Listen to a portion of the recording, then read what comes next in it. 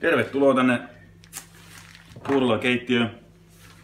Se oli tänään toivelistalla naapurilla, että saisi banaanileipiä jostain ja kysyy, että osaanko mä tehdä oikeasti. Niin mä sanoin, kyllä mä osaan. Niin tässä tulee nyt banaanileipä.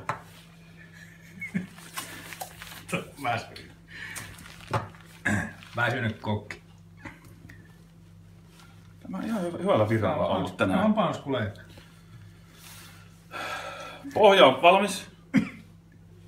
Mitäs tuohon pohjaan tulee, voitko ihan itse selittää? Ihan tommoista mielellään viipaloitua leipää, että se on helpompi syödä sitten tuosta vaaleita. Ei ole ruisleipä, sehän tietenkin olisi terveellisempi se vaihtoehto.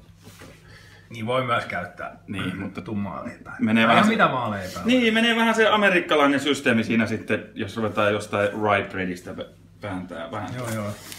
Nyt kaikkein tärkeintä on, että saadaan tiivistä tästä hommasta. Joo. Tästä leivästä. Aleeks, miten paljon teippiä nyt tulee tuohon?